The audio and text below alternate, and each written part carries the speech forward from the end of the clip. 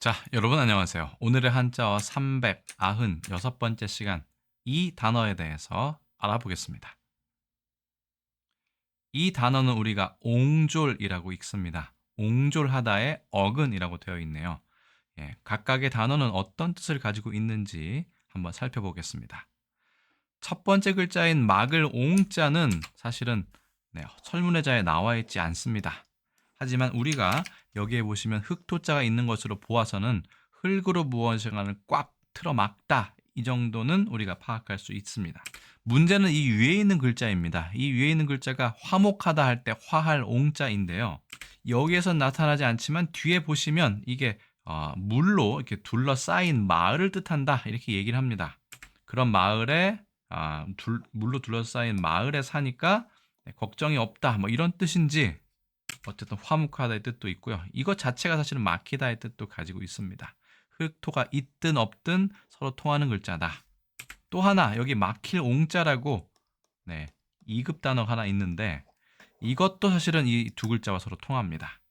상당히 복잡한 어떤 변천 과정을 거친 그런 글자이기 때문에 한마디로 설명드리기는 어렵지만, 일단 확실한 것은 이 막을 옹자는 흙토자가 부수이기 때문에 흙으로 못이나 호수, 저수지를 틀어막다라고 생각하시면 될 것 같습니다. 참고로 이 화할 옹자에는 못, 저수지의 뜻도 어느 정도 가지고 있습니다. 넘어가겠습니다. 그래서 허신의 설문의자에는 이 막을 옹자가 나와 있지 않습니다. 다만 이체자 중에 보시면 이렇게 내천자에 개미허리죠. 고읍자가 있는 이 막힐 옹자가 포함되어 있다는 것을 알 수 있습니다. 왜냐하면 막을 옹자, 화할 옹자의 소전체에는 이렇게 생겼기 때문입니다. 이 글자 자체가 화할 옹자입니다. 할미새 옹이라고도 하는데, 할미새가 못 혹은 저수지 혹은 물가, 여기에 자주 사는 것을 보시면 왜 이게 못이 모여 있는데 여기 새가 있는지, 그것을 왜 할미새 옹으로 부르는지라는 것도 어느 정도 유추가 가능하지 않을까 생각합니다만, 설명이 너무 길어지기 때문에 넘어가도록 하겠습니다. 어쨌든 막을 옹자에는 흑토자가 매우 중요한데, 이것은 막힐 옹자의 속자라고 보시면 됩니다. 속자가 오히려 획수가 훨씬 늘어났죠. 자, 두 번째 글자는 졸할 졸자입니다. 이거는 막힐 옹자에 비해서는 훨씬 설명이 쉽습니다. 갑골문 근문은 없고 소전체만 있는데, 무언가 손에서 빠져나가는 것을 얘기하죠. 자, 이 서투른 사람이면 손에서 뭔가 빠져나가는 것이 많고, 아니면 손이 빗나가는 일이 많기 때문에 날출자를 쓰지 않았는가라는 생각을 할 수 있습니다. 그래서 허신의 설문의자를 보시더라도 공교하지 못한 것이다. 공교하다는 것은 꾀가 있고 재치가 있고 기술이 있는 것을 얘기하는데, 그런 상태가 아니다라고 이야기를 합니다. 손수자의 뜻을 따르고 날출자는 음을 나타낸다. 역시 형성자로 보았네요. 그래서 졸할 졸자는 잘 못하고 서투르는 것을 말합니다. 글자 정리하겠습니다. 첫 번째 글자는 막을 옹자 1급 배정 한자고요. 두 번째 글자는 졸할 졸자 3급 배정 한자입니다. 흑토자가 부수, 그다음에 제방변이니까 손수가 부수입니다. 써보겠습니다. 하나, 둘, 셋, 넷, 다섯, 여섯, 일곱, 여덟, 아홉, 열, 열하나, 열둘, 열셋, 열넷, 열다섯, 열여섯, 16획입니다. 졸할 졸자 써보겠습니다. 하나, 둘, 셋, 넷, 다섯, 여섯, 일곱, 여덟, 8획입니다.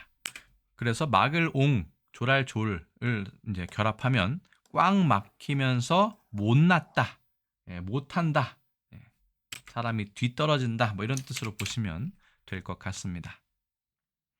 옹졸하다의 어근 옹졸이고요. 옹졸하다, 형용사 1번, 성품이 너그럽지 못하고 생각이 좁다, 옹하다라고 말도 있네요. 옹졸한 생각, 사람, 뭐 이런 예문이 있습니다.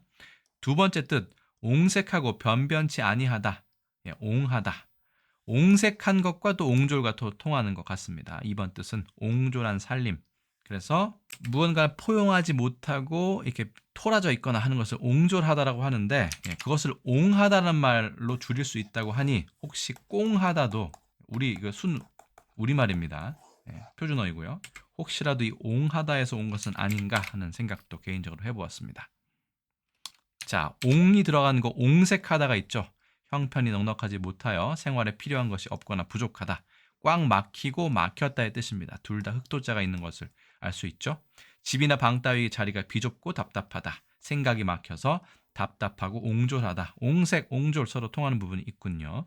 변명할 여지나 어찌할 도리가 없어 난처하다도 옹색하다. 옹색한 변명, 옹색한 대로 둘러대다 정도로 활용이 됩니다.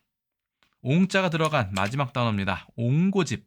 억지가 매우 심하여 자기 의견만 내세워 우기는 성미. 이 옹고집이란 말도 우리나라에서만 쓰지 중국과 일본에선 쓰지 않는 것으로 알고 있습니다. 옹고집을 부르다, 쓰다, 피우다 다 됩니다. 땅고집, 쇠고집도 유의어가 되어 있네요. 이번엔 졸자가 들어간 단어입니다. 졸렬하다, 옹졸하고 천하여 서투르다 이렇게 되어 있네요. 그래서 졸자가 들어간 말은 모두 다 부정적인 뜻입니다. 옹자도 마찬가지입니다만 졸속, 흔히 졸속으로 꼴로 쓰여 어설프고 빠름 또는 그런 태도, 이 졸이 어설프다의 뜻으로 해석이 되었네요. 아주 적절한 해석이라고 볼 수 있겠습니다. 졸속 행정, 졸속으로 처리하다 이렇게 많이 활용하죠. 졸자가 들어간 말 졸작 있고요. 졸고 있고 졸져 있고 졸필도 있습니다. 문학 작품이라면 이 네 단어가 좀 비슷한 뜻이긴 한데요. 자, 명사 1번. 솜씨가 서투르고 보잘것없는 작품이다. 태작이라고도 하네요. 졸작, 범작 이런 말들이 있습니다. 자기의 작품을 겸손하게 이르는 말이다. 우작이라고도 합니다. 겸손하게 표현하는 것 2번의 뜻도 많이 쓰고 1번의 뜻도 많이 쓰는 것 같습니다. 솜씨가 서투르고 보잘것없는 작품. 졸부라는 말도 있죠. 도랑이 좁고 졸렬한 산에다. 졸장부라고도 합니다.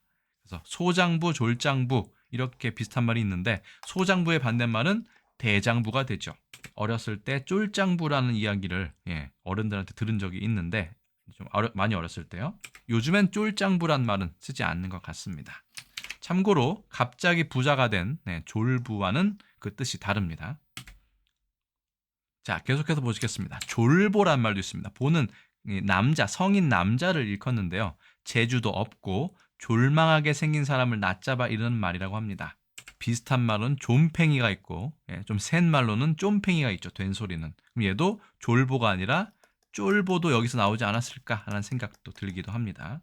참고로 이것도 성인 남자고요. 이 장자도 성인 남자입니다. 이 장자는 성인 남자의 키 정도를 뜻한다고 하죠. 근데 보통 한 장이 열척인데 열척이 아니죠. 열척이 맞죠. 이 자. 근데 열척이면 보통 한 장이면 3m쯤 되는데 3m까지는 아닌 것 같고요. 성인 남자의 키를 이 장으로 부르기 때문에 이 장이라고 한 것 같고요. 이건 클보라고도 하고 남자를 나타내는 그런 대칭이기도 합니다. 자, 치졸하다, 교졸하다의 뜻도 어울러 가지고 있는데 치졸은 유치하고 졸려하다의 뜻이고요. 교졸은 서로 반대에 상대되는 단어를 배치해 둔 것입니다. 자, 우리나라 옹졸이라고 부르고요. 중국에서는 쭈얼리에, 졸렬, 일본에서는 행교, 편협 등으로 풀이하는 것으로 보아 옹졸이라는 표현은 거의 우리나라에서만 사용하고 있다라는 것을 알 수 있습니다. 영어로는 narrow-minded, small-minded 혹은 petty 정도로 의역할 수 있겠네요. 자, 우리나라 조선왕조 실록에는 옹졸이라는 표현이 직접적으로 나와 있지 않았고요. 일제강점기 시절에 35년에 동아일보의 옹졸이라는 표현, 그 다음에 광복 이후 70년내 조선일보의 옹졸이라는 표현이 나와 있는 것을 알 수 있습니다. 지금도 옹졸은 쓰고 있죠. 계속해서 보시겠습니다. 자, 오늘의 한자어 396번 컨텐츠는요. 막을 옹자, 졸할 졸자가 결합한 옹졸에 대해서 알아보았습니다. 오늘 컨텐츠는 어떻게 보셨는지 궁금합니다. 댓글로 여러분들 의견 알려주시고요. 저는 또 다음에 다른 컨텐츠에서 다시 인사드리겠습니다. 여러분 안녕히 계세요.